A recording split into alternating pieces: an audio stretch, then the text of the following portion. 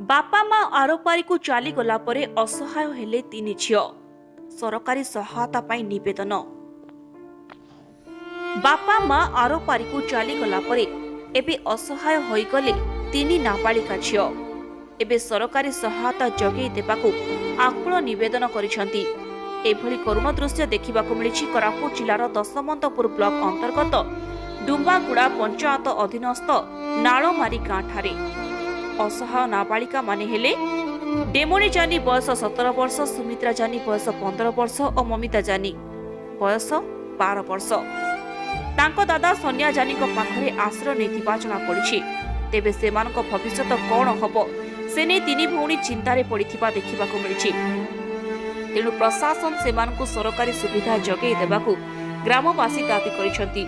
सूचना मुताबक संपर्कीय दादा और ग्रामवासी कहिबा अनुसार उक्त ग्राम में स्वर्गत गुला जानी और स्त्री रुक्मणी जानी सह तीन झील नहीं तांको सुख दुखर संसार चलीथिला। हेले हठात एमानंकर पई कला बादल माड़ी आसीथिला। गत 9 वर्ष तले प्रथम स्त्री रुक्मणी पेट रोगरे पड़ी आखि बुझी देथिले। तापर तीन झील और बापा कुली काम करी प्रतिपोषण करुथिले तीन झील को। गत 11 तारिख दिन अजଣା रोगरे पड़ी गुला जानी अकाल मृत्युवरण करिसेंती।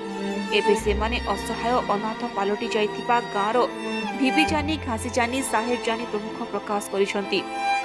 सेमाने बापा थिबा समय अभाव अनाटन मध्य थिले भी खुशी रही आसुथिले।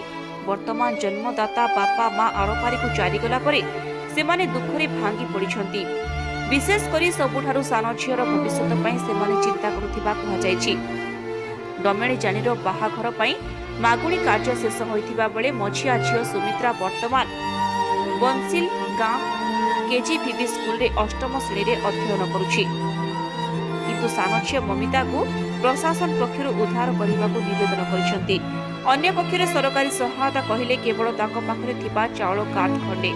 एथिरे 20 केजी मिलुथिबा चाउल ही सेमानको जीविका। वर्तमान असहाय मानकू ब्लॉक प्रशासन जानिथिले मध्य आज पर्यंत कौन सरकारी सुविधा जगै दे नथिबा कहिसंती।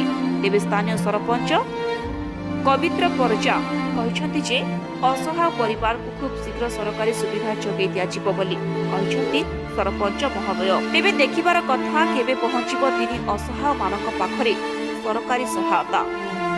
दशमंतपुर हाबिल डगरी को रिपोर्ट बी न्यूज ओडिशा।